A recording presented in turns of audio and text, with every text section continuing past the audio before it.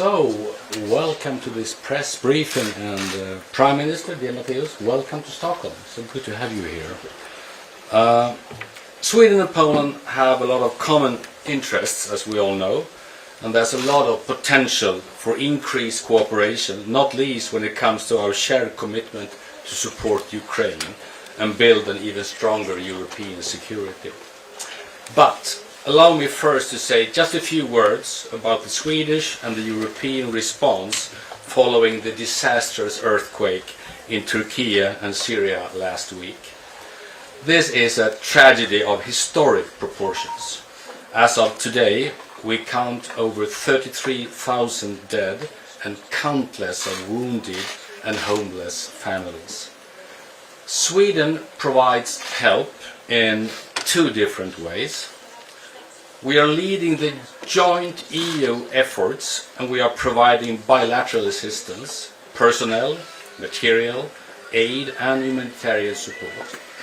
As acting presidency of the Council, the immediate priority is to ensure that the European assistance meets the needs of the affected communities. We want the people of Turkey and Syria to be able to count on our support for relief and the early recovery. Just before the European Council last week, we therefore announced a donors conference to be organized together with the European Commission in March to mobilize funds from the international community, in coordination with Turkish authorities, of course. The Swedish Foreign Minister is in close contact with his Turkish colleague and with the Commission to organize this conference. In terms of bilateral support, Thursday night Sweden sent a Boeing C-17 transport aircraft to the Turkish city of Adana with a group of search and rescue professionals, including search dogs and medical professionals from the Swedish Armed Forces. They now operate in a major international help operation. Further substantial Swedish support will follow. The planning for this is conducted as we speak. During today's meeting, the Prime Minister and I have mainly discussed European security, of course. We share a strong commitment to Ukraine's defense, freedom and Ukraine's European integration. Sweden recognizes and deeply appreciates Poland as one of the very leading countries supporting Ukraine's defense, and the fact that Poland also has taken a huge responsibility for Ukrainian women and children fleeing the war. It has been extremely valuable to listen to your perspectives on how to best continue our common support. The Prime Minister and I both have the privilege to meet with President Zelensky in Brussels just a few days ago. Once again, it became obvious that Ukraine belongs in the EU. We appreciate the forward-leaning conclusions from the Council on Ukraine as a candidate country. The two of us also share the conviction that the EU needs a strong transatlantic link and close cooperation between the EU and NATO. The NATO accession of Finland and Sweden was of course also on the agenda today. Sweden and Finland will be security providers as future members. Having all countries in our region as part of the alliance will increase regional cooperation on security and defense, thereby making NATO stronger and our region safer. An important priority for the Swedish EU presidency is to improve European long-term competitiveness and productivity. We appreciate Poland as an important partner in this task, not least when it comes to the importance of strong transatlantic cooperation also in the field of economics. Finally, we recognize that trade between Sweden and Poland is steadily growing, with some 500 plus Swedish companies now operating in Poland, creating over 100,000 jobs, investing in production as well as in research and development. There's a lot of potential for even more hands-on cooperation between our two countries, for example, in developing new nuclear power. Thanks for being here today, Prime Minister, and now I leave the floor to you. Thank you very much, Prime Minister, dear Ulf. Thank you for your kind invitation and for this excellent opportunity to exchange opinions on so many strategic topics. Well, like some say that good times create weak people and hard times create strong people. The same principle may apply in politics. In these difficult times, Europe is rising to the occasion, or at least some European countries are rising to the occasion. Russia wanted to bring Ukraine to its knees in a few days or in a few weeks a year ago. Ukraine has been defending itself for almost a year. Russia wanted to break European unity. Europe is united more than ever. In moments of geopolitical breakthrough, one cannot stand aside. You have to choose either freedom or tyranny, either democracy or imperialism, either civilization or barbarism. Sweden is well known for keeping its distance from world turmoil, and that is why today's attitude of Sweden is proof that the war in Ukraine is not the temporary problem, but a harbinger of a new era of danger. Naive optimists would like to see NATO as a debating club, but NATO must return to being a force ready to defend the world order and ready to defend peace. And I'm also certain that together with Sweden and Finland in NATO, NATO is going to be stronger, and NATO is going to be, as Ulf just said, a security provider for the entire eastern flank. There is no better way to strengthen than to acquire new, strong allies, and we spoke about this at length today. Sweden is a country without which the new security architecture will quickly encounter new problems. Poland is ready to take joint responsibility defending NATO's eastern flank, but we need allies in the north and in the south.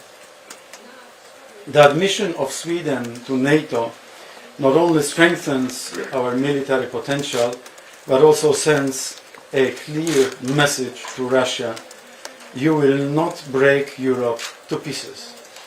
And let me emphasize this very clearly: Poland is in favor of Sweden and Finland joining NATO at best simultaneously.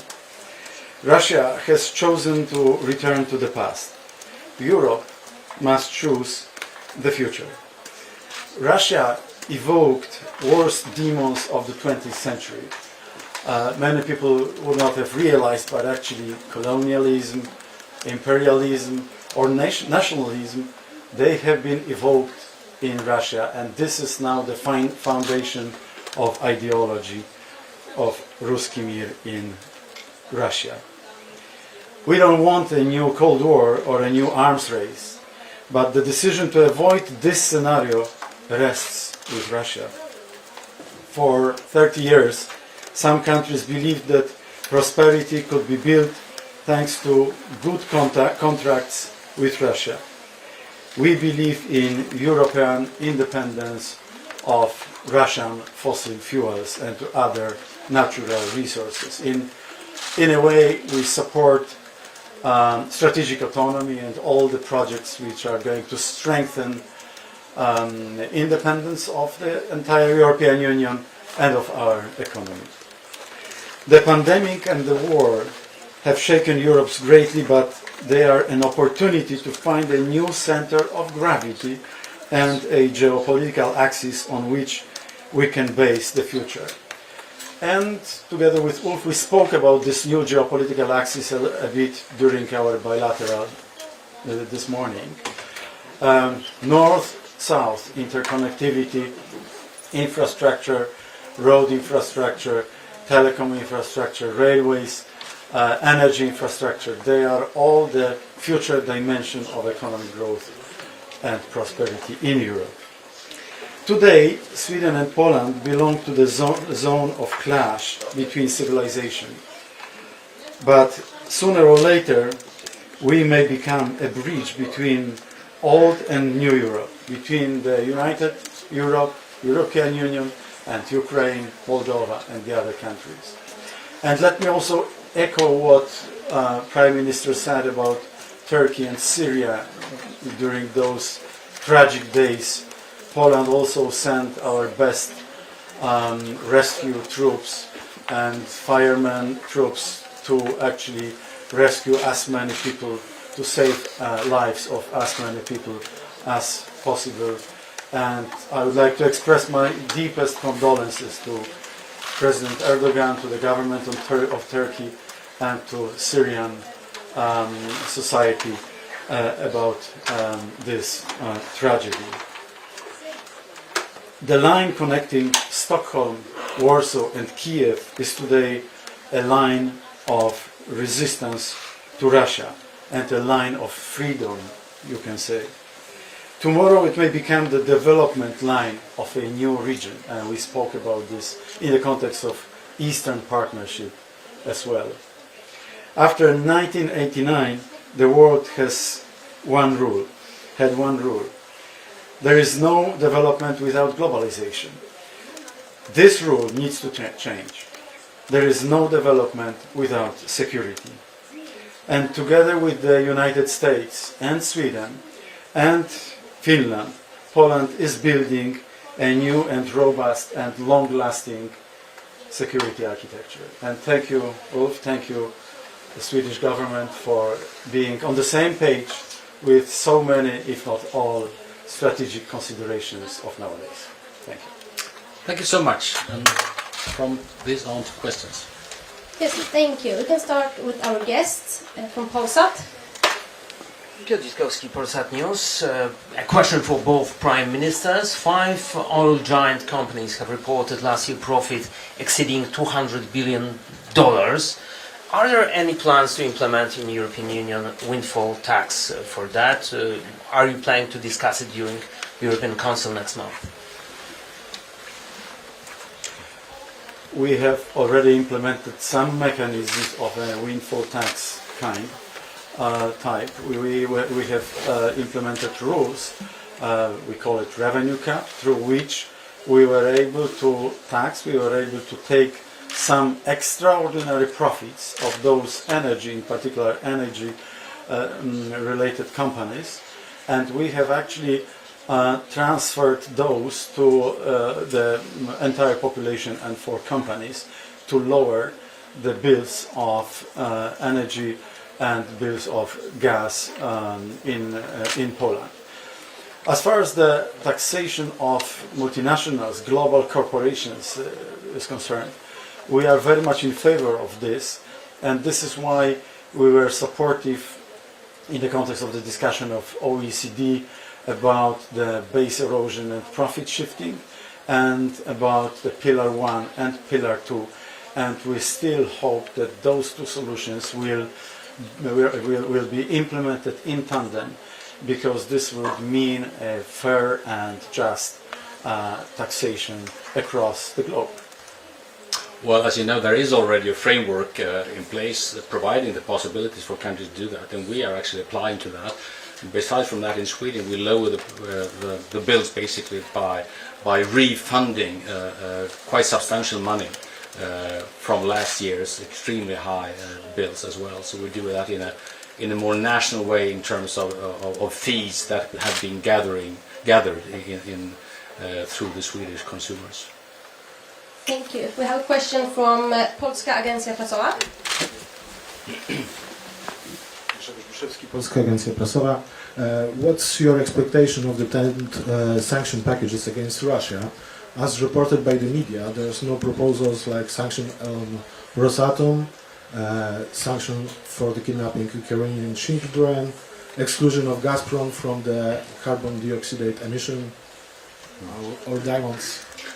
Well, basically, we're very much in favor, of course, of this 10th package. Absolutely necessary. There is a very united view on that, and you can always discuss exactly what to include in it. The Rosatom topic is one of those where I know that several countries are arguing very firmly to include them as well. And of course, there are obstacles to that. There are always obstacles, but I foresee a very balanced package when it's finished. Sweden and Poland we are on the same hymn sheet with regard to the 10th sanction package. We want it to be robust, we want it to be as harsh as possible.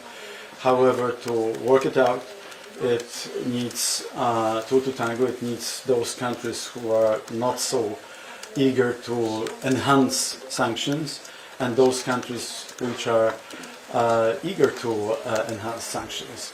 And this is sometimes the lowest common denominator. But even with this, I believe that the 10th sanction package is going to be robust and is going to send appropriate strong signals to Russia, to the Kremlin, that we are not going to give up, we are not going to surrender to Russia's pressures. And to add on to that, if you learn anything during presidency, is that you learn how to find common denominators, good compromises, because otherwise you won't make anything happen at all. So don't allow the best to be the opposition to the good, so to speak. That's a very important lesson. Another lesson is that there are other means as well. I would say the frozen assets, the topic of frozen assets is one of these main topics. There are huge amount of monies that needs to be handled in a correct way, no doubt about that. We need to be pretty united, no doubt about that. But there are a lot of money that should be used for rebuilding and reconstruction of Ukraine, not to be go back to Russia. Let me add just one sentence to this. Poland is very much in favor of confiscating, seizing Russian assets of Russian Federation and Russian oligarchs, and exactly as Wolf said, this could be used for rebuilding, reconstruction of Ukraine, but also for, in the context of European citizens, for lowering bills of energy for all European citizens. Thank you. Yeah. We have a question from the Swedish radio, Ekot. Mr. Prime Minister, you mentioned what difference Swedish and Finnish membership of NATO will mean for the Baltic area and so on. Now the situation is that Turkey is still not admitting Sweden and Finland. How do you assess this situation? What does it mean for the security? And what are you prepared to do to try to nudge Turkey, so to speak, in the right direction? Poland and Turkey have good relationships, if not very good relationships. So we are using those to persuade with all our forces, our Turkish friends and partners, to accept Sweden and Finland as quickly as possible, and to accept them simultaneously, because it is really, it could be really a game changer from the security point of view of this part of the world. So that's one aspect in the role of our role, but also. In every talk, in every conversation with our American friends, we do highlight this very topic as well, because the role of the United States here could be pivotal. We know that the Turkish government is applying for some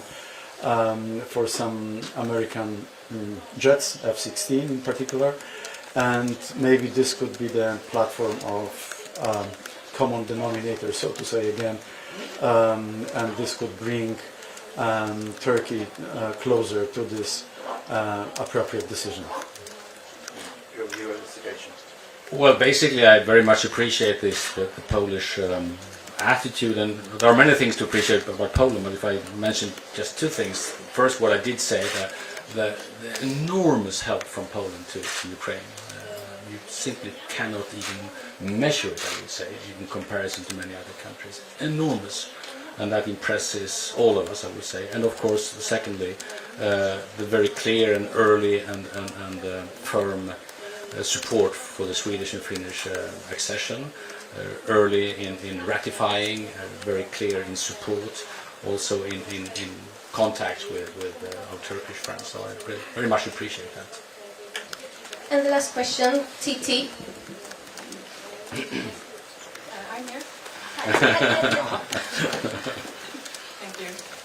Mr. Prime Minister, regarding the military support to Ukraine, what does Poland hope that Sweden will contribute when it comes to tanks? We spoke about this with Ulf today.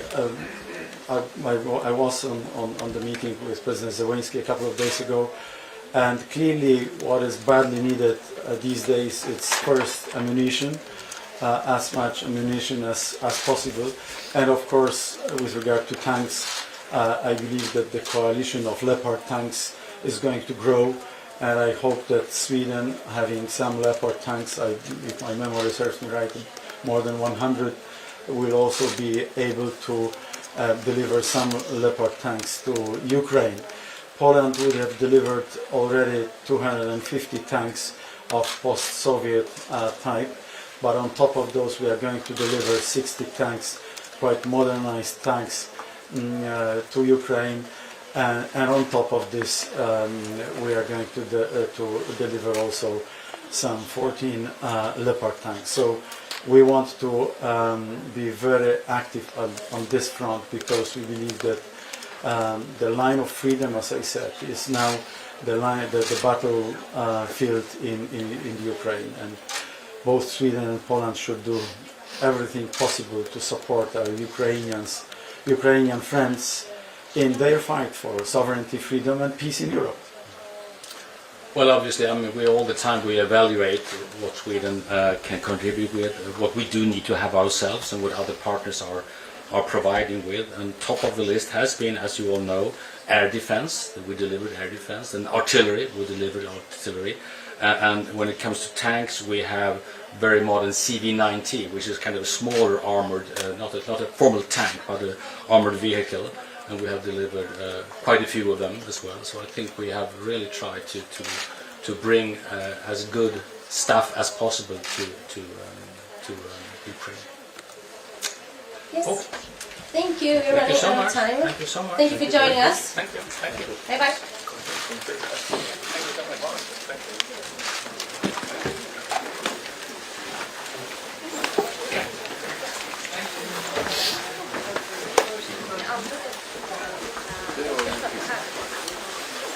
Jag tror du ska ställa